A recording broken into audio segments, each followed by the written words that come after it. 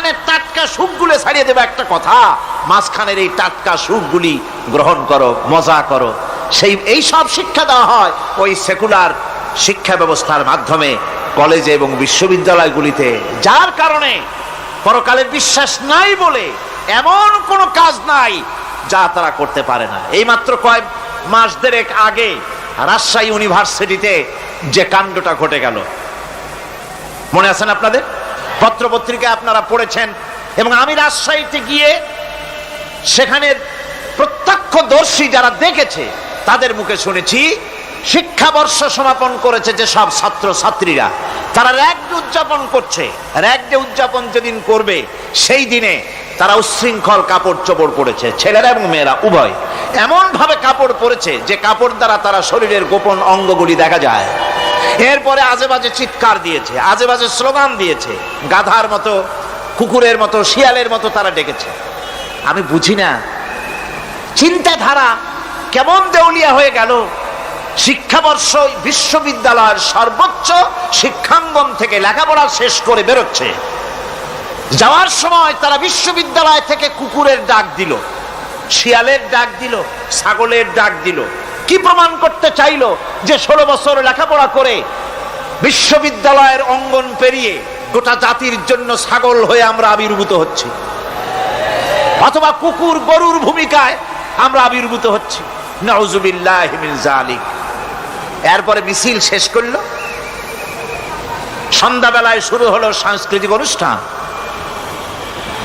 বিদ্যুৎ কর্তৃপক্ষের সঙ্গে বোধহয় লাইন করা ছিল। সন্ধ্যা 7:30টার সময় মঞ্চ তৈরি আছে, গান হচ্ছে, আনন্দ ফুর্তির শেষ নাই। সামনে সব মেয়েরা বসা, যারা দিনের বেলা ওই ধরনের কাপড় চোপড় পরে ছেলেদেরকে উস্কায়েছে, ছেলেগুলিও তাদেরকে উস্কায়েছে। মাঝখানে তারা বসা, চতুর্দিকে ছেলেরা দাঁড়ানো। হঠাৎ করে লাইট বন্ধ হয়ে গেল, বিদ্যুৎ চলে গেল। এখন সাংস্কৃতিক অনুষ্ঠান কি কায়দায় হচ্ছে, কত প্রকার হচ্ছে, কিভাবে হচ্ছে? নাউযুবিল্লাহি মিন যালিক। পুলিশেরা বলেছে বিদ্যুৎ যখন এলো, মেয়েগুলিকে অনেক মেয়ে পাওয়া গেছে, কাপড় নাই, পেটিকোট নাই, উলঙ্গ। তাদেরকে ধরে ধরে উঠানো হয়েছে হোস্টেলে। পরের দিন সকালবেলায় মাঠ ভর্তি ভাঙা কাচের চুড়ি, ভ্যানিটি ব্যাগ, চশমা, কাপড় চোপড় ছিড়িয়ে ছড়িয়ে চতুর্দিকে পড়ে আছে। এই হলো শিক্ষা। নাউযুবিল্লাহি মিন যালিক। আমি কসম করে বলতে পারি, বিশ্ববিদ্যালয়ে যদি কোরআন শরীফের তাফসীর পড়ানো হতো, হাদিস শরীফ যদি পড়ানো হতো, কেউ কেউ বলবেন কোরআন হাদিস তো পড়ানো হয়, বিশ্ববিদ্যালয় কলেজে পড়ানো তো হয়। আমি তো জানি সিলেবাসে 10টা 5টা হাদিস আছে, 2-4 লাইন কোরআন শরীফ আছে, এর কোনো মানে নাই। মাদ্রাসায় যেমন পড়ানো হয় 30 পারা কোরআনের তাফসীর, রাসূল করিম সাল্লাল্লাহু আলাইহি ওয়াসাল্লামের হাদিস যেমন পড়ানো হয়, এইভাবে করে যদি বিশ্ববিদ্যালয়ে কোরআন হাদিস পড়ানো হতো, আল্লাহর কসম বাংলাদেশের বিশ্ববিদ্যালয়গুলি গোটা জাতিকে চোর, গুন্ডা, বদমাশ, ডাকাত উপহার দিত না, উপহার দিত শাহজালাল।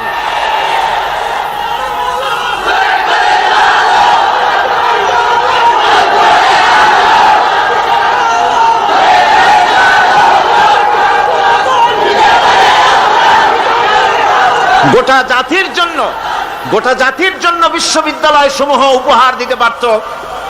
উপহার দিত শাহ মখদুম, শাহজালাল, খান জাহান আলী, উপহার দিতে পারত খাজা মঈনুদ্দিন চিশতি, উপহার দিতে পারত খালিদ বিন ওলীদ, উপহার দিত সালাউদ্দিন আইয়ুবী।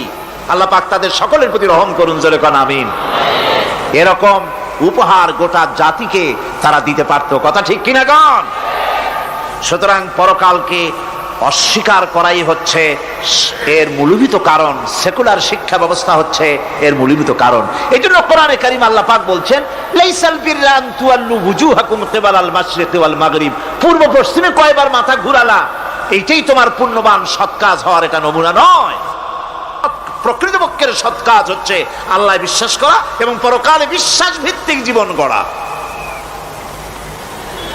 ওই কাফেররা বলতো, وقالوا ما هي إلا حياتنا الدنيا نموت ونحيا ওয়া মা ইউহলিকুনা ইল্লা আদ-দাহর। আল্লাহ রাব্বুল আলামিন বলেন, এই কাফেররা বলতো দুনিয়ার জীবনটাই তো আসল জীবন, আমরা মরবো না, আমরা এখানেই থাকবো, এই জীবনটাই হলো আসল জীবন, এখানেই বাঁচবো, এখানেই মরবো, আমরা পরকাল বলে কোনো জিনিস নাই, আমাদের কোনো ওঠা লাগবে না, যা কিছু হয় যুগের আবর্তন ছাড়া কিছুই হয় না। শুধু তাই নয়, এই প্রশ্ন কাফিরদের মনের ভিতরে মারাত্মক আকার ধারণ করলো। তারা বলল, আইযা মিতনা ওয়া কুন্না তুরাবান যালিকা রাজউম বাঈদ। আমরা মাটির সাথে মিশে যাব, আমরা মরে যাব, মাটির সঙ্গে মিশে যাব, তারপরে আমাদেরকে জীবিত করা হবে। এটা তো জ্ঞান বহির্ভূত কথা, এটা তো মাথায় ঢোকে না, কথাটা কেমন? তারা এভাবে অনেক প্রশ্ন করত। ফাকালু আইদা কুন্না ইযামান ওয়া রুফাতান আইন্না লামাবউসুনা খালকান জাদীদা। আমরা মরে যাব, গলে যাব, পচে যাব, হাড্ডি গুড্ডি মাটির সাথে মিশে যাবে, এরপরে আমাদেরকে নতুন করে সৃষ্টি করা হবে। এটা জ্ঞান বহির্ভূত কথা, এটা মাথার মধ্যে আসে না। কে আমাদেরকে জিন্দা করবে মরে যাওয়ার পর? আল্লাহ রাব্বুল আলামিন বলছেন, দেখো আল্লাহ পাক কোরআনে কারীমের ভিতরে যুক্তি দিয়ে বুঝাচ্ছেন যে অবশ্যই তোমাদেরকে আবার জিন্দা করা হবে, তোমাদেরকে উঠতে হবে। তোমরা এই পৃথিবীর অবস্থা পর্যবেক্ষণ করো, তাকায় দেখো আকাশের দিকে, জমিনের দিকে লক্ষ্য করে দেখো। আওয়ালাম ইয়ানজুরু ফি মালাকুতিস সামাওয়াতি ওয়াল আরদ। তারা কি আসমান এবং জমিনের ব্যবস্থাপনা সম্পর্কে চিন্তা ভাবনা করে না? ওই বিরাট আকাশটাকে যে আল্লাহ রাব্বুল আলামিন তৈরি করলেন, এই জমিনটাকে যিনি তৈরি করলেন, তিনি কি তোমাকে মৃত্যুর পরে তিনি কি জিন্দা করবেন না? তিনি কি জিন্দা করতে পারবেন না? কেমনে তোমরা অস্বীকার করতে পারো? দুনিয়ার ব্যবস্থাপনা এবং এই পৃথিবীর আকাশ এবং জমিনের ব্যবস্থাপনা সম্পর্কে তোমরা চিন্তা ভাবনা করে দেখো, অবশ্যই আল্লাহ রাব্বুল আলামিন তোমাদেরকে আবার জিন্দা করবেন। وَكَأَيٍّ مِّنْ آيَاتٍ فِي السَّمَاوَاتِ وَالْأَرْضِ يَمُرُّونَ عَلَيْهَا وَهُمْ عَنْهَا مُعْرِضُونَ। আসমান জমিনে বহু নিদর্শন পড়ে আছে যেগুলি তারা অতিক্রম করে যায়, অথচ সে সম্পর্কে তারা মোটেই চিন্তা ভাবনা করে না। চিন্তার বহু বিষয় আল্লাহ পাক এই পৃথিবীতে রেখেছেন। যারা চিন্তাশীল, যারা জ্ঞানবান, তারা এর দ্বারা বুঝতে পারে। আল্লাহ রাব্বুল আলামিন বলছেন, ইন্না ফি খালকিস সামাওয়াতি ওয়াল আরদি ওয়া ইখতিলাফিল লাইলি ওয়ান নাহার লাআয়াতিন লিউলিল আলবাব। নিশ্চয়ই আকাশ সৃষ্টি এবং জমিন সৃষ্টির ব্যাপারে আর রাত আর দিনের পরিবর্তনের ব্যাপারে যারা জ্ঞানবান তাদের জন্য নিদর্শন রয়েছে। যারা জ্ঞানবান তাদের জন্য চিন্তার বিষয়বস্তু রয়েছে। গবেষণা করো, চিন্তা করো, এই পৃথিবীতে আল্লাহ পাক যা কিছু সৃষ্টি করেছেন তার পক্ষে আবার তোমাদেরকে সৃষ্টি করা মোটেই অসম্ভব নয়। পরকালীন জীবনের সম্ভাবনা সম্পর্কে কোরআন অবিশ্বাসীদেরকে বলছে, দেখো আল্লাহুল্লাযী রাফা'আস সামাওয়াতি বিগাইরি আমাদিন তারাউনাহা সুম্মা ইসতাওয়া আলাল আরশ। সে আল্লাহ তোমাদের নিকট দৃশ্যমান স্তম্ভ ছাড়াই ওই বিশাল আকাশটা তৈরি করেছেন। যারা পরকাল আছে বলে উঠতে হবে একথা যারা বিশ্বাস করে না, তাদের ব্যাপারে আল্লাহ পাক এই যুক্তি দিচ্ছেন, দেখো এই বিশাল যে আকাশটা, এই আকাশে কোনো খুঁটি আছে? কথা বলেন না কেন? এই আকাশে কোনো খুঁটি আছে? কোন রকমের খুঁটি ছাড়াই ওই বিশাল আকাশটা কে বানিয়েছেন? জোরে চিৎকার দিয়ে বলেন, কে বানাইছেন? এই যে শামিয়ানা, একটা বিশাল প্যান্ডেল, এই প্যান্ডেলে খুঁটি আছে না নাই? শুধু আছে না, একটা দুইটা না, জনমের মতো খুঁটি আছে। চতুর্দিকে তাকায় দেখেন কত খুঁটি। এতটুকু একটা শামিয়ানায় শত শত খুঁটি লাগতেছে। কাপড়টা ধারণ করবে বলে, কি ধারণ করবে? কাপড়। আর অত বড় বিশাল আকাশ, সেই আকাশটার কোনো খুঁটি আছে? আল্লাহ পাক বলছেন কোনো দৃশ্যমান খুঁটি ছাড়াই এত বড় বিশাল আকাশটা তোমার মাথার উপরে দাঁড়িয়ে আছে এবং আল্লাহ পাক আরশের উপরে দীপ্তমান হয়ে আছেন। এগুলি দেখেও কি তোমার মাথার মধ্যে কোনো চিন্তা আসে না যেটা কি করে সম্ভব হলো?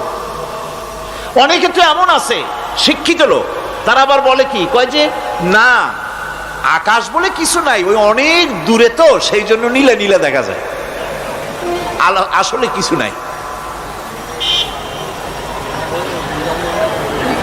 আকাশ, কোরআনে কারীমের মধ্যে আকাশ সম্পর্কে যে কথা বলা হয়েছে, বিশাল, যার কোনো কুল নাই কিনারা নাই, মহাশূন্য। আমি সামনে বলবো আকাশ সম্পর্কে কথা আসতেছে। আল্লাহ পাক বলছেন দেখো ওই বিশাল আকাশটাকে আমি সৃষ্টি করে রেখেছি, কোনো খুঁটি লাগাই নেই। তোমার মতো একটা ছোট্ট মানুষ সৃষ্টি করেছি, মরে যাওয়ার পর মাটির সাথে মিশে যাবা, আবার তোমাকে যে আমি উঠাবো এ ব্যাপারে তোমার চিন্তার মধ্যে দুর্বলতা আসলো কেন যে সেই আল্লাহ রাব্বুল আলামিন তোমাকে উঠাতে পারবেন না? وسخر الشمس والقمر كل يجري لأجل مسمى। তিনি চন্দ্র সূর্যকে আজ্ঞাবর্তী করেছেন, প্রত্যেকেই তার নির্দিষ্ট সময় সীমা মতো চলাফেরা করতেছে। তুমি তো ছোট একটা মানুষ, অত বড় বিশাল সূর্যটা, বিরাট চন্দ্রটা সব গতিমান, আল্লাহর হুকুমে সব চলাফেরা করতেছে, কথা ঠিক কিনা? এই সবগুলি আল্লাহ রাব্বুল আলামিন দুনিয়ার মানুষের সামনে তুলে ধরেছেন। তাকায় দেখো, নজর করে দেখো, এই সুন্দর করে জমিন ও আসমানকে সৃষ্টি করেছি, চাঁদ সূর্যকে সৃষ্টি করেছি। এবার লক্ষ্য করো, আনতুম আশাদ্দু খালকান আমিস সামাউ বানাহা। তোমাদের সৃষ্টি করা বেশি কঠিন না ওই বিশাল আকাশটাকে তৈরি করা বেশি কঠিন? কোনটা বেশি কঠিন? অত বড় বিশাল আকাশটাকে যিনি সৃষ্টি করলেন, তিনি তোমার মতো মানুষকে সৃষ্টি করতে পারবেন না? আবার যিনি একবার বিনা মডেলে তোমাকে তৈরি করলেন, আল্লাহ কি সুন্দর দৃষ্টান্ত দিচ্ছেন, আনতুম আশাদ্দু খালকান আমিস সামাউ বানাহা। তোমারে কঠিন তৈরি করা বেশি কঠিন, ওই বিশাল আকাশটাকে বেশি তৈরি করা বেশি কঠিন? অত বড় বিরাট জিনিসটাই তো আল্লাহ তৈরি করে ফেলেছেন, বিশাল আকাশ, মহাশূন্য। আর সেই মহাশূন্যের তুলনায়, মহাবিশ্বের তুলনায় পৃথিবী কত ছোট। আমাদের সবচাইতে কাছে। বিজ্ঞানীরা হয়রান হয়ে যাচ্ছে আকাশের চিন্তা করে, মহাকাশ চিন্তা করে ক্রমান্বয়ে হয়রান হয়ে যাচ্ছে। আমাদের সবচাইতে নিকটতম যে গ্যালাক্সিটা আছে, এই গ্যালাক্সিটার ব্যাস হচ্ছে, যেটা সবচাইতে ছোট, গরিব গ্যালাক্সি, এটা বিজ্ঞানীরা বলেছে গরিব গ্যালাক্সি, দিনহীন। এই গরিব গ্যালাক্সি যেটা আমাদের সবচাইতে নিকটে, পৃথিবীর সবচাইতে কাছে, এর ব্যাস হচ্ছে, এর পরিধি হচ্ছে 1,00,000 আলোকবর্ষ সমান। 1,00,000 আলোকবর্ষ। প্রতি সেকেন্ডে আলোর গতি কত? 1,86,000 মাইল প্রতি সেকেন্ডে। প্রতি সেকেন্ডে যে আলোর গতি 1,86,000 মাইল, এর মিনিট, এর ঘন্টা, এর সপ্তাহ, এর মাস, এর বছর, এরকম 1,00,000 আলোকবর্ষ হচ্ছে সেই ছায়াপথের ব্যাস, এটার পরিধি। এটা হলো গরিব গ্যালাক্সি। আর এই গ্যালাক্সিতে বাস করে 10,000 কোটি তারকা। বিজ্ঞানীরা বলছেন যে তারকাগুলি সূর্যের চাইতে লক্ষ কোটি গুণে অনেক বড়। সুবহানাল্লাহ। তাহলে মহাকাশ সম্পর্কে চিন্তা করে মানুষ আজ অবাক হয়ে যাচ্ছে, চিন্তায় হয়রান হয়ে যাচ্ছে। বার্টন রাসেল তিনি বলেছিলেন স্রষ্টার স্রষ্টাকে, স্রষ্টার স্রষ্টাকে। এর জবাব আরেকজন বিজ্ঞানী লিখেছেন যে স্রষ্টার স্রষ্টাকে এই চিন্তা তো সৃষ্টিতে করতে পারবে না। স্রষ্টার কোনো স্রষ্টা নাই। পৃথিবীতে যত স্রষ্টা আছে, মাইক যে তৈরি করেছে সেও একজন স্রষ্টা, ঠিক কিনা? কোন কথা বোঝেন তো আমার? মাইক যে তৈরি করেছে সেও একটা স্রষ্টা, ওই প্যান্ডেল যে তৈরি করেছে সেও একটা স্রষ্টা, চেয়ার টেবিল যে সৃষ্টি করেছে সেও একটা স্রষ্টা। কিন্তু এরা কেউ পূর্ণাঙ্গ স্রষ্টা নয়, কারণ এই মাইকটা তৈরি করার যত উপাদান, সমস্ত উপাদান আল্লাহ রাব্বুল আলামিনের তৈরি করা। কথা ঠিক কিনা? তুমি শুধু অ্যাসেম্বল করেছো, তুমি শুধু এগুলোকে এক জায়গায় করেছো। তোমার বাপেরও ক্ষমতা নেই লোহা তৈরি করা। পারবা লোহা তৈরি করতে? আরে কথা কন না কেন মিয়া সাহেব? পারবেন লোহা তৈরি করতে? পারবেন একটা বাঁশ বানাইতে? বাঁশ হোক লোহা হোক যা সব বাদ দেন, মাথার একটা চুল বানাইতে পারবেন? পাট দিয়া রং দিয়া পরচুলা বানাইতে পারবেন, কিন্তু চুলের মতো করে একটা চুল বানাইতে পারবেন না। মানুষের শরীরে রক্তের মতো করে এক ফোঁটা রক্ত মানুষের শরীরের বাইরে বানান তো দেখি। তাহলে মানুষের যখন রক্তের প্রয়োজন হয় তখন মানুষের কাছ থেকে রক্ত ধার নেওয়া লাগতো না, ফ্যাক্টরিতে রক্ত তৈরি হয়ে থাকতো, কোনো অসুবিধা হতো না। এক ফোঁটা রক্ত বানানোর শক্তি গোটা পৃথিবীর মানুষের নয়। সুতরাং তোমরা স্রষ্টা হলেও তোমরা হচ্ছ নাকের স্রষ্টা। ধার করো, অন্যের জিনিস ধার করে বানাও। মুকাম্মাল স্রষ্টা হচ্ছেন কে? আসল স্রষ্টা কে? এরকম বললে হবে না, গায়ের সমস্ত শক্তি দিয়া বলেন আসল স্রষ্টা কে। ওই বিজ্ঞানী বলছেন যে বার্টন রাসেল বলছে স্রষ্টার স্রষ্টা কে। স্রষ্টার স্রষ্টা তুমি খুঁজে পাবে না, তোমার মাথায় ঢুকবে না। আগে সৃষ্টি চিন্তা করো। তিনি বলেছেন একটা লবণ, একটা লবণের কণা, লবণ বলেন তো, একটা লবণের কণা, এক কণা লবণের ভেতরে যে কেলাস থাকে, এর ভিতরে যে সমস্ত উপাদান থাকে, সেই লবণের কণাগুলির মধ্যে কতগুলি উপাদান থাকে, সেই উপাদানগুলি চিন্তা করতে 1000 বার্টন রাসেলের মস্তিষ্কের প্রয়োজন।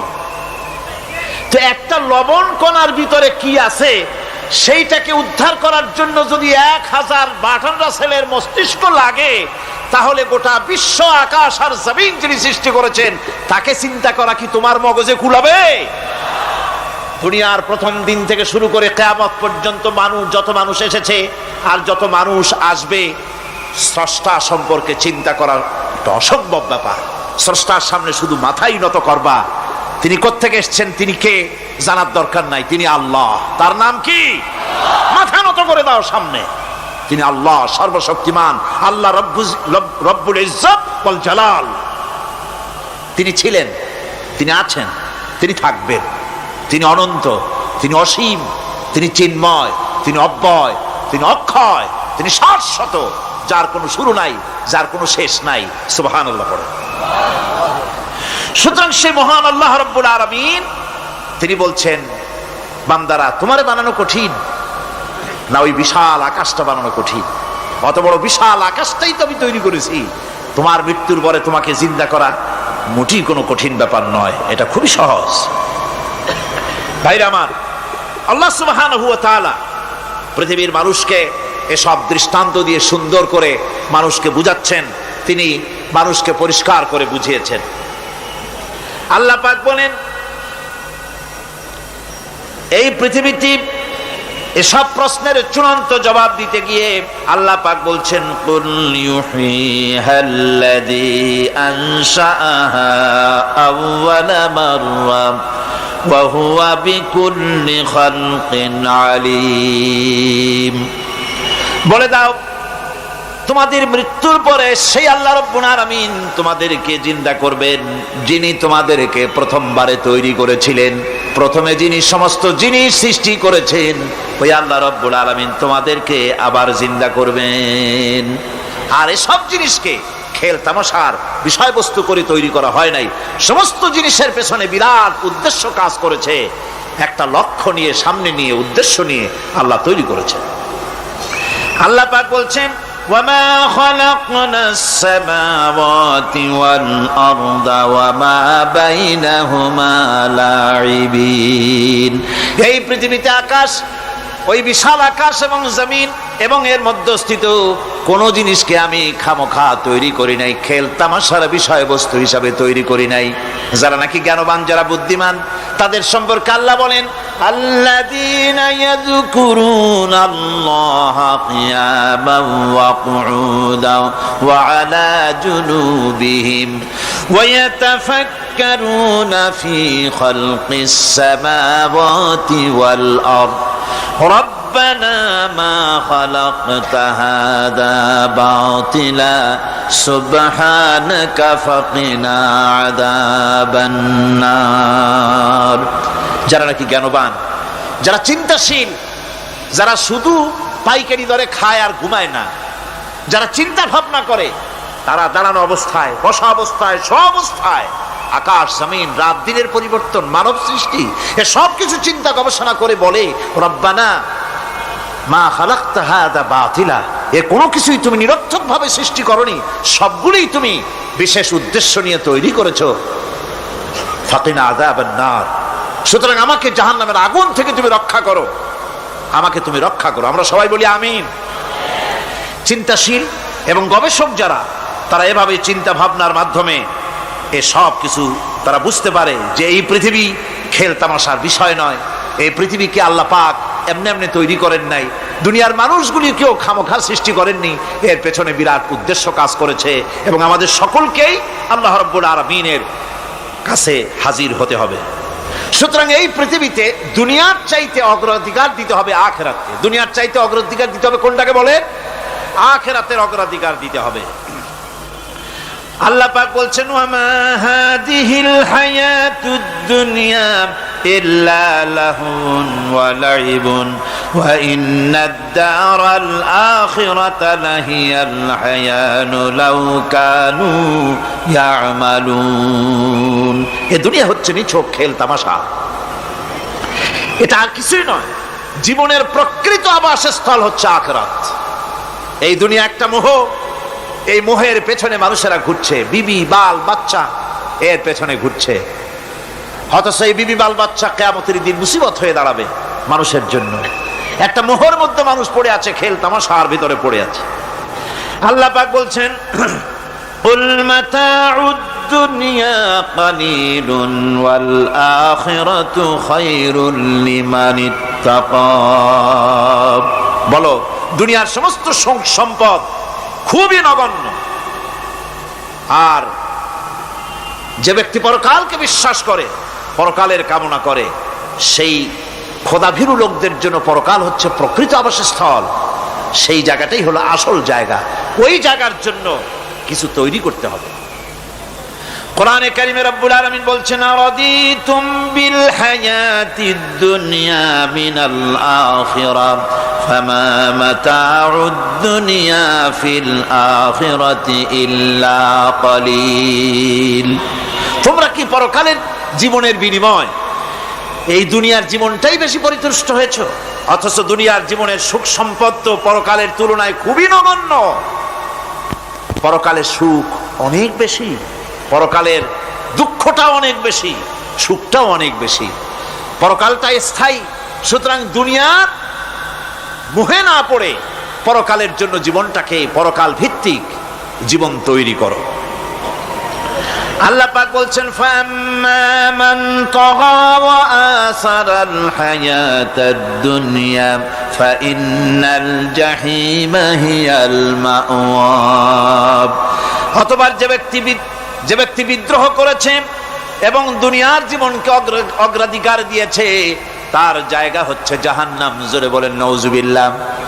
যে ব্যক্তি আল্লাহর সঙ্গে বিদ্রোহ করেছে আর পরকালের জন্য পাথর জোগাড় করে নাই, দুনিয়াকে অগ্রাধিকার দিল, পরকালকে ভুলে গেল, তার জায়গা হলো জাহান্নাম। ওয়া আম্মা মান খাফা মাকামা রাব্বিহি ওয়া নাহান নাফসা আনিল হাওয়া ফাইন্নাল জান্নাতা হিয়াল মাওয়া। আর যে ব্যক্তি আপন প্রভুর সামনে উপস্থিত হকে ভয় করেছে এবং আপন প্রবৃত্তিকে লালসা মুক্ত করেছে, লালসার হাত থেকে রক্ষা করেছে, আল্লাহ রাব্বুল আলামিন কিয়ামতের দিন তার জন্য রেখে দিয়েছেন জান্নাত। তার জন্য কোন জায়গা? জান্নাত। আমাদেরকে পরকাল ভিত্তিক জীবন যাপন যদি করি, তাহলে কবরের জবাবগুলি খুব আসান হবে। আর যদি পরকাল ভিত্তিক জীবন যাপন না হয়, কবরটা মুসিবত হয়ে যাবে। হযরত ওসমান রাদিয়াল্লাহু তাআলা আনহু কবরের কাছে গিয়ে খুব কাঁদতেন। সাহাবায়ে কেরাম প্রশ্ন করেছেন, হুজুর, রাসূল করিম সাল্লাল্লাহু আলাইহি সাল্লাম যখন জান্নাত ও জাহান্নামের ওয়াজ করেন, তখনও তো এত বেশি আপনি কাঁদেন না, যত বেশি কাঁদেন কবরের কাছে এসে, কারণ কি? হযরত ওসমান রাদিয়াল্লাহু তাআলা আনহু বলতেন, আমার সাথীরা আমি আমার হাবিবের কাছে, আল্লাহ রাব্বুল আলামিনের রাসূলের কাছে আমি শুনেছি এই কবরটাই হলো প্রথম স্টেশন, এই কবরটাই হলো প্রথম ইমিগ্রেশন কাউন্টার। এই জায়গায় যদি কেউ ধরা পড়ে যায়, কারো যদি চার্জশিট হয়ে যায়, সব জায়গায় ধরা পড়ে যাবে, হাসরে মিজানে সিরাতে কোনো জায়গায় নাজাত পাবে না। আর এই কবরটা যদি কেউ মুক্তি পেয়ে যায়, মিজান সিরাত হাসর সব জায়গা থেকে আল্লাহ তারে ভালোভাবে পার করে দিবেন। এটা হলো আসল জায়গা, মারাত্মক জায়গা, খুব মারাত্মক জায়গা। আমি এটাকে ইমিগ্রেশন কাউন্টার বলেছি আমার ভাষায়। ইমিগ্রেশন কাউন্টার, যারা বিদেশ ভ্রমণ করেছেন তারা জানেন। লন্ডন যাবেন, আমেরিকা যাবেন, সৌদি আরব যাবেন, যে কোনো বিদেশে যাবেন, গেলেই পাসপোর্ট তারা দেখবে। পাসপোর্টে আপনার ন্যাশনালিটি কোনটা সেটাই তারা জানতে চাইবে। আপনি কোন দল করেন এটা তারা জানতে চাইবে না।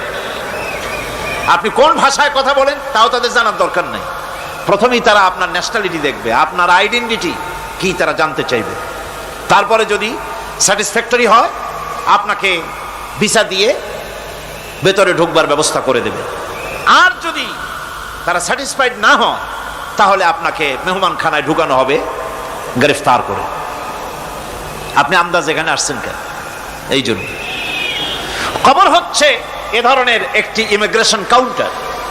কবরের ভিতরে মানুষ যখনই রাখা হবে, সঙ্গে সঙ্গে দুজন ফেরেশতা আসবে।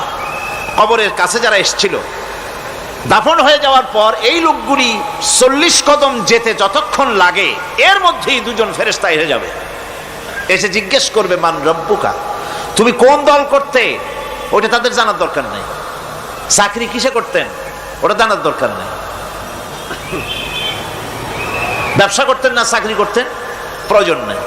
প্রথমেই জিজ্ঞাসা করা হবে ন্যাশনালিটি, প্রথমেই জিজ্ঞাসা করা হবে তার ন্যাশনালিটি সম্পর্কে, তার আইডেন্টিটিটা কি, এবং সেটাকে সত্যায়িত করার জন্য, বোঝার জন্য 3টি প্রশ্ন।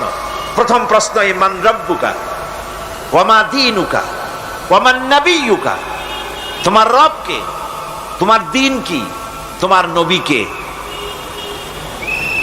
যদি এই ব্যক্তি বেঈমান হয়, মুনাফিক হয়, সে বলবে হায় হাতা লা আদরি, হায় হাতা লা আদরি, জানি না আমার রবকে, আমি জানি না। তোমার দিন কি, দিন কারে কয় বুঝি না।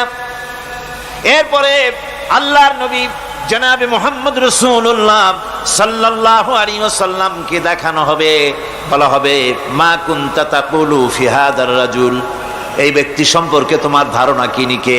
বলবে আমি চিনি না। নাউযুবিল্লাহ। বাস,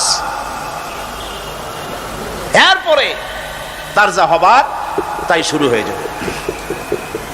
আর যদি বান্দাটা মুমিন হয়, প্রশ্ন করা হবে মান রব্বুকা, জবাব দেবে রব্বি আল্লাহ, আমার রব আল্লাহ রাব্বুল আলামিন। ওয়া মা দীনুকা, দীনুনা ইসলাম, আমার দিন হচ্ছে ইসলাম। এরপরে আল্লাহর নবীকে দেখানো হবে। কয়েক রকমের বর্ণনা আছে। কোন বর্ণনায় আছে হুজুরের আকারে দেখানো হবে, অথবা রাসূলকে সরাসরি দেখানো হবে। বলা হবে মা কুনতা তাকুলু ফি হাদার রাজুল, এই লোকটি সম্পর্কে ধারণা কি? মুমিন ব্যক্তি বলবে হাদা নবিয়ুনা মুহাম্মাদুর রাসূলুল্লাহ সাল্লাল্লাহু আলাইহি ওয়াসাল্লাম, ইনি আমার তো সেই নবী মুহাম্মাদুর রাসূলুল্লাহ সাল্লাল্লাহু আলাইহি ওয়াসাল্লাম। আমরা যেন এই রকমের জবাব দিতে পারি, আল্লাহ কবুল করো। সকলে জোরে কোন আমিন। জবাব হয়ে যাওয়ার পর গায়ব থেকে আওয়াজ আসবে, ফাফরিশু বিল জান্নাতি ওয়ালবিসু বিল জান্নাহ, ও আমার ফেরেশতারা, আমার এই বান্দাকে জান্নাতের পোশাক পরায়া দাও, আর কবরটাকে জান্নাতের বিছানা বিছায়া দাও। জান্নাতের পোশাক পরায় দাও, জান্নাতের বিছানা বিছায়া দাও। ইলা মাদ্দা বাসারিহি, তার চোখের দৃষ্টি যতদূর যায় কবরটা ততটা প্রশস্ত করে দাও। এরপর বেহেশতের পোশাক পরাইয়া, বেহেশতের বিছানা বিছায়া ফেরেশতা বলবে নম কা নাউমুল উরুস, ঘুমিয়ে যাও। দুলামিয়া যেমন বাসর সজ্জায় নতুন বউ নিয়ে আরামে ঘুমায়, এরকম আরামে ঘুমায় যাও। ইলা ইয়াউমিল কিয়ামা, কিয়ামত পর্যন্ত ঘুমায় থাকো, আরামে ঘুমিয়ে থাকবে।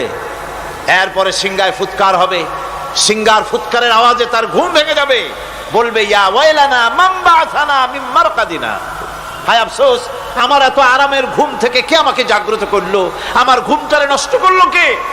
আওয়াজ আসবে হাদা মা ওয়াদার রহমান ওয়া সাদাকাল মুরসালুন, এটা হচ্ছে রহমানের সেই ওয়াদা, আর মুরসালিনরা নবীরা সত্য কথাই বলেছিলেন, সেই কিয়ামত অনুষ্ঠিত হচ্ছে।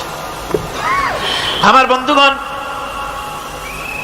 সেজন্য এই দুনিয়ার মোহে পড়ে থাকলে পরে দুনিয়ায় যারা অগ্রাধিকার দিবে দুনিয়াকে পরকালের তুলনায়, জবাব দিতে পারবে না কবরের ভিতরে গিয়া।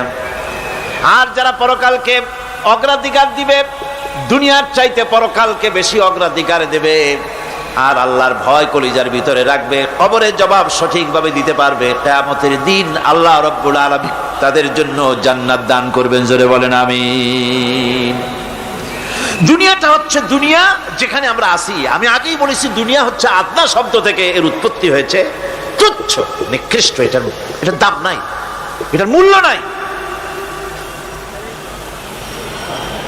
হযরত ইবনে কাইয়িম রাহিমাহুল্লাহ নওয়ারাল্লাহু মারকাদাহু ওয়া জাআলাল জান্নাতা মাসওয়াহু, হযরত ইবনে কাইয়িম তিনি বলছেন, সুন্দর করে বলছেন দুনিয়া সম্পর্কে, মা মাদা ফিদ দুনিয়া আহলামুন ওয়া মা বাকিয়া মিনহা আমানি ওয়াল ওয়াক্তু বাইনাহুমা দায়ুন। মা মাদা ফিদ দুনিয়া আহলামুন, জীবনের যে অংশ ফেলে এসেছি সেটা আজ একটা স্বপ্ন, ওয়া মা বাকিয়া মিনহা আমানি, আর জীবনের যে অংশ সামনে বাকি আছে সেটা এখন একটা আকাঙ্ক্ষা, ওয়াল ওয়াক্তু বাইনাহুমা দায়ুন, আর এর মাঝখান থেকে সময় সব চলে যাচ্ছে। কত বড় কথা চিন্তা করেছেন? জীবনের যে অংশ ফেলে এসেছি তা আজকে স্বপ্ন, তা আজ কি বলেন? স্বপ্ন। আর সামনে যা আছে সেটা আকাঙ্ক্ষা, আর মাঝখান থেকে সময় সব চলে যাচ্ছে। এরপরে তিনি বলছেন ওয়ামান ইয়াসহাবিদ দুনিয়া ইয়াকুন মিসলা কাবিদিন আলাল মাই খানাতুহু ফুরুজুল আসাবিঈ। দুনিয়াদারের অবস্থা হচ্ছে এই, কেউ যদি দুই হাতে পানি খামসায় ধরে, দুই হাতে কি ধরছে বলেন? দুই হাতে পানি খামসায় ধরেছে, খুব মজবুত করে ধরেছে, 2 মুঠ পানি, বলেন থাকবে কতটুকু? কতটুকু থাকবে? 1 ফোঁটাও থাকবে না, কারণ তার আঙ্গুলের ফাঁক তার সাথে খেয়ানত করবে, আঙ্গুলের ফাঁক দিয়া পানিগুলি সব বেরিয়ে চলে যাবে। সুতরাং দুনিয়া যারা চায় তারা ঠিক পানি খামসায় ধরলে পানি যেমন হাতের ভেতর থেকে খেয়ানত করে চলে যায়, যারা দুনিয়া চায় দুনিয়াও তাদেরকে এভাবে ফাঁকি দিয়ে চলে যায়। তবুও দুনিয়ার মায়া মানুষের এত বেশি। আল্লাহর নবী বলেন লাউ কানা লি ইবনি আদামা ওয়াদিন মিন যাহাবিন লাহাব্বা ইয়াকুনা লাহু সানিন, এই পৃথিবীতে যদি কাউকে একটা মাঠ ভরে যদি সোনা দেওয়া যায়, লোকটা বলবে রব্বুল আলামিন আমি যদি আরেকটা মাঠ এরকম সোনা ভরা পেতাম, দ্বিতীয় আরেকটা মাঠ দেওয়া হলে আবার বলবে যদি তৃতীয় আরেকটা মাঠ সোনা ভরে যদি পেতাম। নবীজি বলেন ওয়ালা ইয়ামলাউ জাওফু ইবনু আদামা ইল্লা তুরাব, যা করতে হবে আখিরাতে জবাবদিহিমূলক জীবন যাপন করতে হবে। আপনি ব্যবসা করবেন, ওজনে কম দিতে পারবেন না, আপনি খাদ্যে ভেজাল দিতে পারবেন না, চুরি করতে পারবেন না, ডাকাতি করতে পারবেন না, জেনা করতে পারবেন না, বদমাশি করতে পারবেন না, মদ খেতে পারবেন না, সন্ত্রাসী হতে পারবেন না, হাইজ্যাকার হতে পারবেন না, চাঁদাবাজ হতে পারবেন না, মুনাফাখোর হতে পারবেন না, আপনি চোরা কারবারি হতে পারবেন না, ঘুষখোর হতে পারবেন না, সুদখোর হতে পারবেন না। এই সব কাজ পরকালকে বিশ্বাস করলেই এ সমস্ত কাজ থেকে মানুষ বিরত থাকতে পারে। কথা ঠিক কিনা? এটাই হচ্ছে পথ। সুতরাং এই পৃথিবী থাকবে না, এটা কি চিরকাল থাকবে না, এর একটা পরিসমাপ্তি ঘটবে। যেমন করে সারা বছর লেখাপড়া করার পর কলেজে, বিশ্ববিদ্যালয়, মাদ্রাসায়, হাই স্কুলে, সব জায়গায় সারা বছর লেখাপড়া করার পর যেমন পরীক্ষা দেওয়ার একটা দিন আসে, সারা বছর ব্যবসা করার পর হিসাব নিকাশ করার যেমন একটা সময় আসে, সারা মাস চাকরি করার পর বেতন পাওয়ার যেমন একটা দিন আসে, সারা জীবন চাকরি করার পর পেনশন পাওয়ার যেমন একটা সময় আসে, অনুরূপ ভাবে এই দুনিয়া যেদিন শেষ হয়ে যাবে, আল্লাহ নির্ধারিত সময় শেষ হয়ে যাওয়ার পর একটা সময় আসবে যখন আল্লাহ রব্বুল আলামিন সব শেষ করে দিবেন, লন্ডভন্ড হয়ে যাবে, কিছুই থাকবে না। কোরআনে কারিমে আল্লাহ সব বলেছেন, কোরআনে সব আল্লাহ বলে দিয়েছেন। আল্লাহ পাক বলেন এই পৃথিবীর সব কেমন ভাবে ধ্বংস হবে তার চিত্র আল্লাহ পাক কোরআনে কারিমে তুলে ধরেছেন। ইযাস সামাউ ফাতারাত ওয়া ইযাল কাওয়াকিবু তাসারাত ওয়া ইযাল বিহারু ফুজ্জিরাত ওয়া ইযাল কুবুরু বুসিরাত।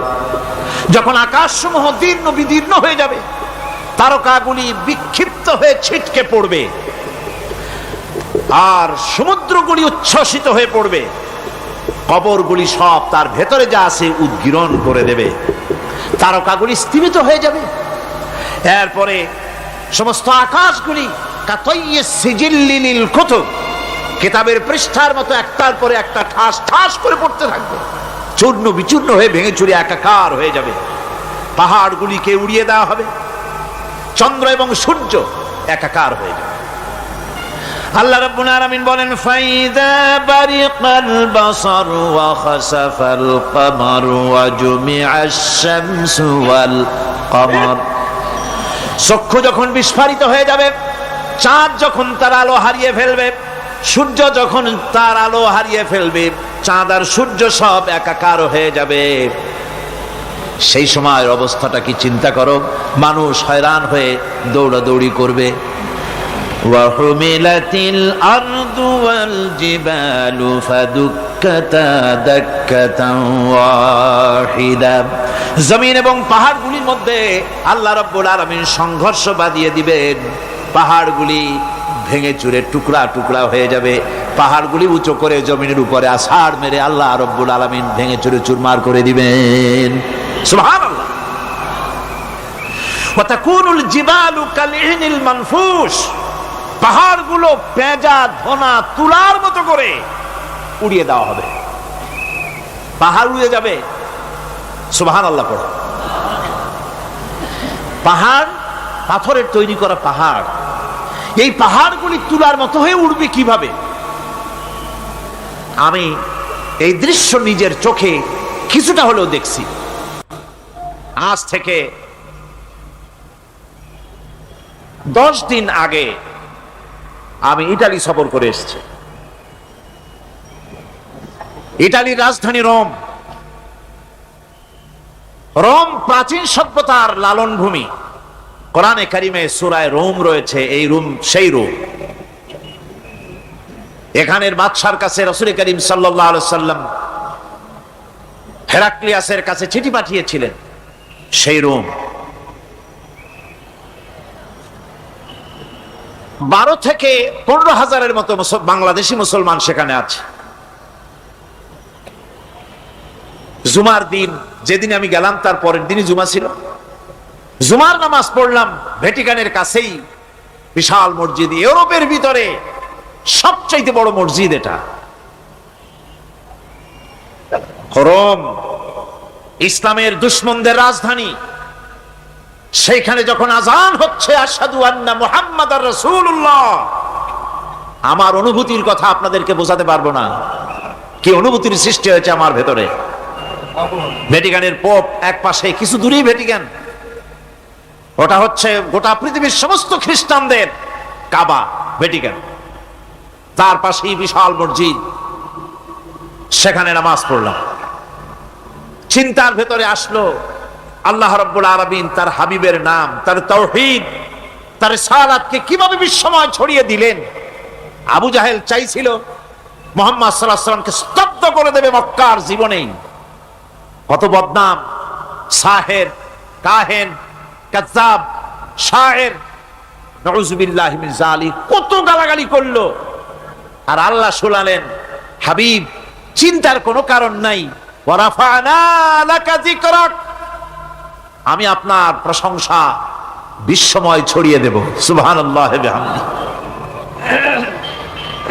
রোম প্রোগ্রাম শেষ করে আমাকে তারা নিয়ে গেল, যেটা আমি বলছি সফর কাহিনী শোনাবার সময় এটা না, যেহেতু এর সঙ্গে প্রাসঙ্গিক সেজন্য বলছি। পাহাড় কেমনে তুলার মতো হয়ে উঠবে তার নজির দেখেছি।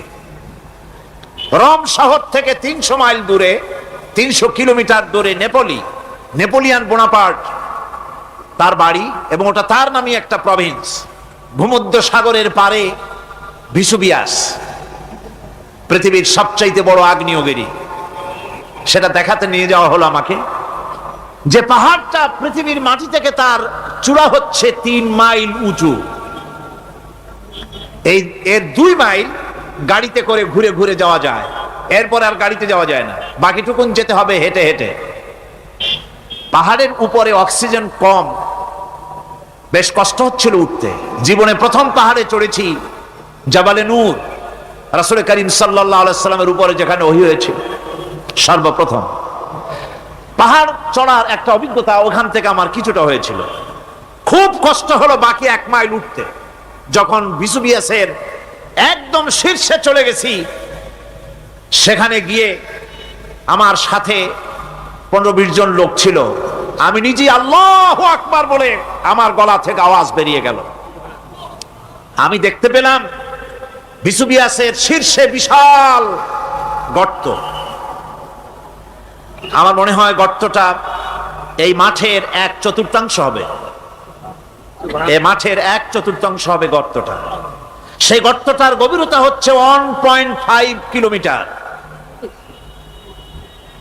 এইখান থেকে পাথরগুলি উত্থিত হয়েছে, আগ্নেয়গিরি পাথর আগুনে গলে লাভা হয়ে এগুলি পাহাড় বেয়ে উপচে পড়েছে, চতুর্দিকে 12 মাইল ছড়িয়ে গিয়েছে। আমার মনে পড়লো ওয়াকুদুহান নাসু ওয়াল হিজারা, জাহান্নামের আগুনের ইন্ধন হবে মানুষ আর পাথর। আমি সেখানে সেজদায় পড়ে গিয়া কানলাম আর বললাম, আল্লাহ জাহান্নামের আগুন হারাম করে দিও আমাদের জন্য।